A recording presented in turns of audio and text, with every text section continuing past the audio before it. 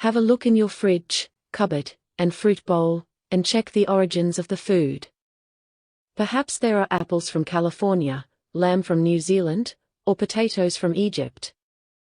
You will probably be surprised how far food travels to get to your plate. This journey, from field to plate, is called food miles. A food mile is the distance that food travels from the farmer's field to the person who buys the food.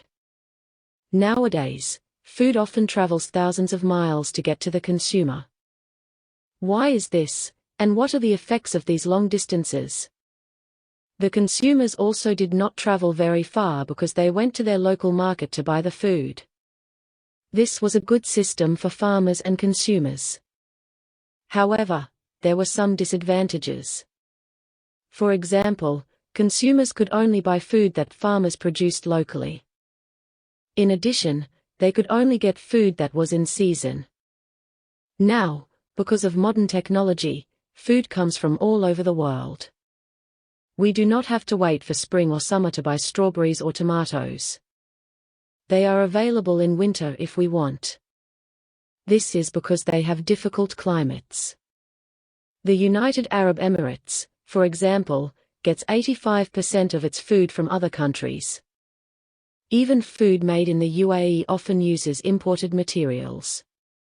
An example is a type of bread called Tasty Loaf, which is made locally. Tasty Loaf contains ingredients such as flour and sugar from Australia, Germany, China, Malaysia, and India. If we add up all the distances, one loaf of this bread requires a total of 12,690 kilometers. Is a lot of food miles. Is this not a good way of increasing international trade? I believe these miles are worrying for a reason.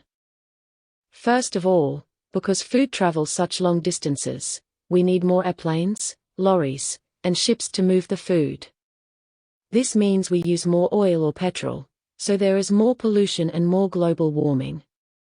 In addition, food that travels a long way is not fresh and usually not very tasty.